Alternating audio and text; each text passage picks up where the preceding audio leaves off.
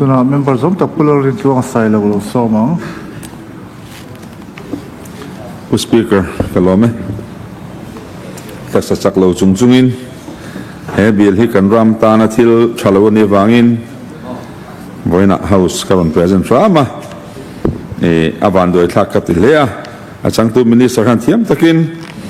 ama ir om chuak chi ani lo te kha tu ama wanga soi tur kan nga ya chu ma chan pu speaker kan lali su ate po hi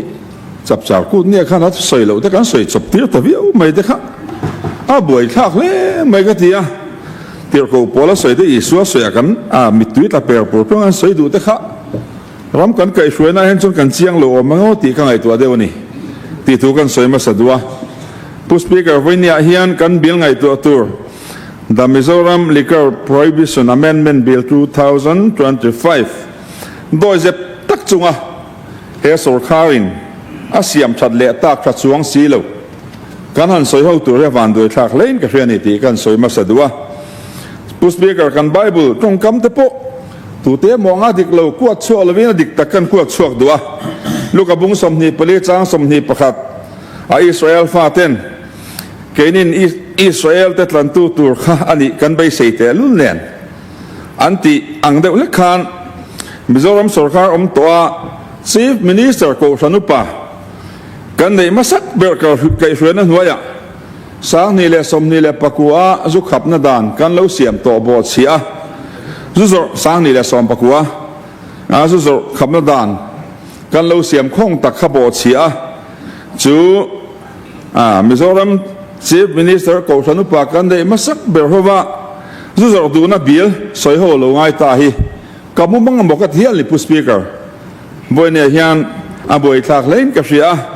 hetianga kan ram ko san le tlom ngai po sang ten an du haulo fakna la siam 2 point sual tin reng bulani alo tiang chi te tin kan thalai ten na tam tak kan lo to na ni bok si zu tu ma kan sor ha hu tulu berina ma an la a wain hi zu ni lo biar po zu ni bok hek lo anti te kha ke ka Christian conviction en kapom lo rim humanity ka soi do ni achan chu sa prama amo khosaka de poi kan kal ve a ram sang sang kan sin ve ni tin violent ticket kan pela wain sop ani han puan than an zor lo zu ni zo ni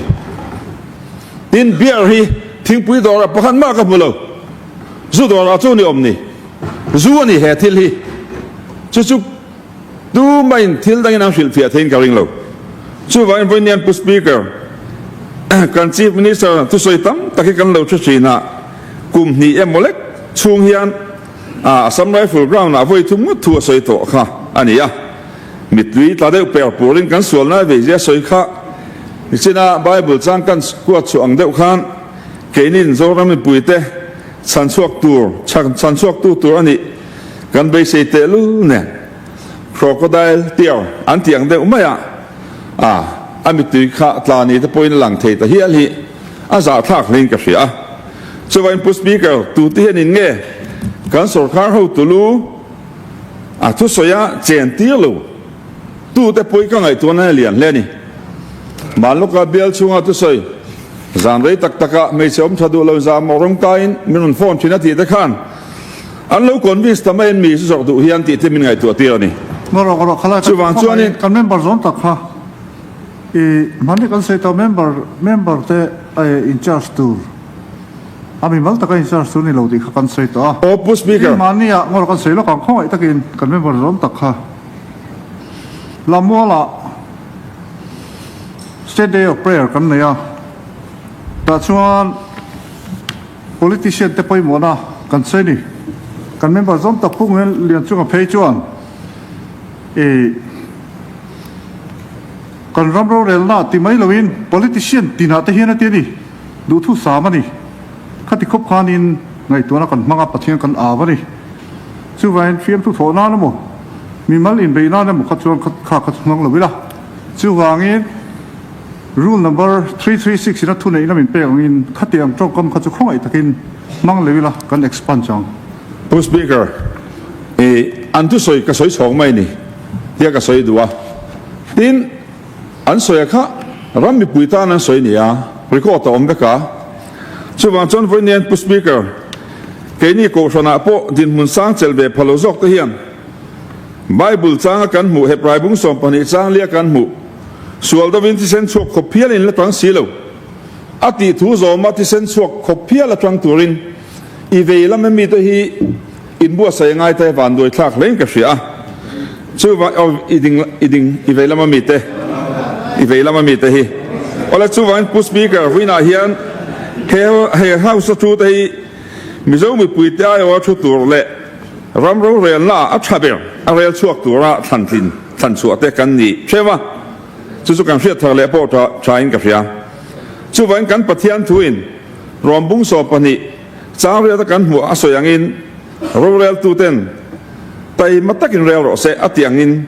pathian le ko san le tom ngai po sang le ram mi pui ta na ro rel la thu kan ni ti thai hil lawa zu zuar tu ro kan rel ta mai hi avan duai thak ka te na christian lawa a ko san lo bo kan ni ti ka soi duwa ke ni velam mi ta hi chuan kan ram mi pui ten ko san le tlom ngai pol du dan lo zo nga ro rel la kal pui hi tha kan ti thein ka ring lo ni ti ka soi duwa chu wang pu speaker vinya hian kan bia soi ho na chapter 5a ni sina kan member zom tak tan soi tak khoi takin a te khan khoi takin hei thim puin chol huna lo ni ta kan member he kan sei zo ti lo le miang le sei chun zon le foreigners le domestic le tourist te kan ra mazu ken lu kan phal sak don ta ani a tin chuan zu ken lu chuan in khau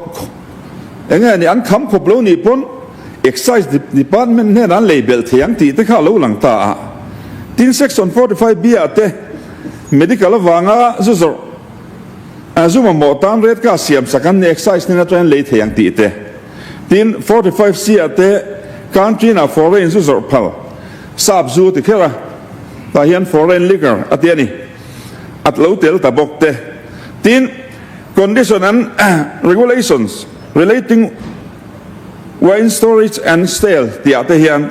retail price zu tur tan permission pangai lawang ti te alo lang he van doi thak le in ka ria chu wang chon voinia hian he kan bil hi kan ram ta na that lo zia soi the pathianin hun tha min bua sai se ka lom khop mai pu speaker he bil an drop lai hianin he sarkar hian zu hi an phur lu tuka an thei hil pal nge ka hrelowa he dan no soya hian alcoholic content pakhat ma soi om lova tin legal drinking age asoi mi lo bokani heng te hi afam kim lo zia alangin ka ria tin pu speaker chung zong aya lamak ka ti zeu chu he ZPM sarkar lo pian phat atang hian zu zor le siam ma hen chak taka ma an la ni ti halangin ka ria asan chu pai ne pula tang te in alcohol sang tak nei te tin chepa vodka type dewa siam te voinen pu speaker he ka ron keng he ya hei chepa tang siam ani alcoholic content hi engzan nge chepa ti hi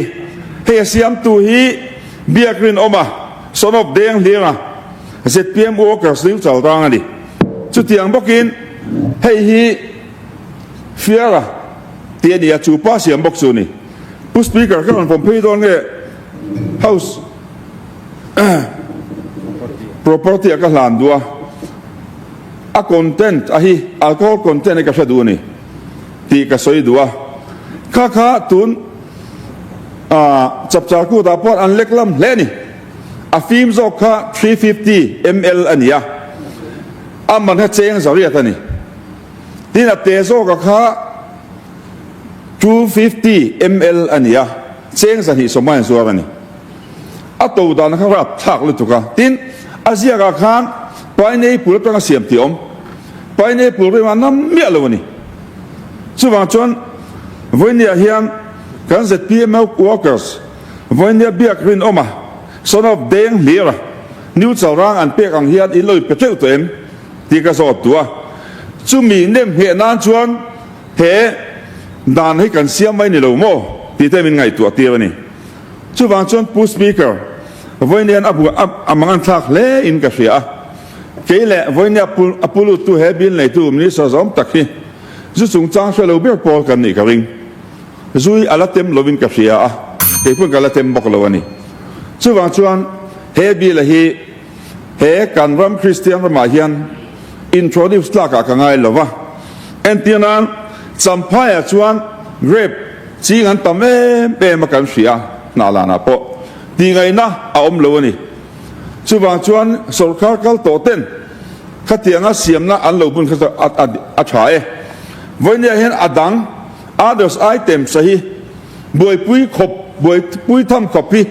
farm sen kan la thar lum gashia chú tiếng chú cái ngày đó nhà tổ cái chuan pu speaker kan soi du chu hei ni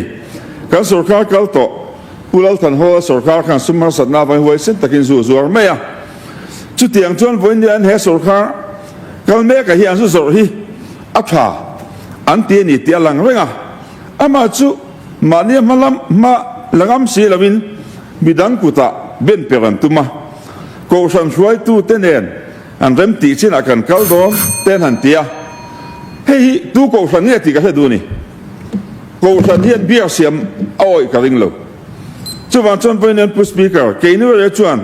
zui fil fe te siam ngai ngam se lova oin hi zu ni lo emo beer hi zu ni lo emo ti kan tum be lo kam ria chian em chu oin so pa zu an zuar che til dang an zuar lo beer po hi zu an ya wagin khoi thing pui do ramo khoi dor kai reng reng an zuar ngai lo zu dor a chu omani chu wan pu speaker voinen habaka pung ni chang som panga soyangin a chenom ne na zu interpretu chu a chunga pike a tia wang tele he kan ram tan hian zu zo hi kan latin lo cha kan ti lo wangin he bi la hi ka pom lova pasta ka ngai lo ni ti kan soi du ani ka lo me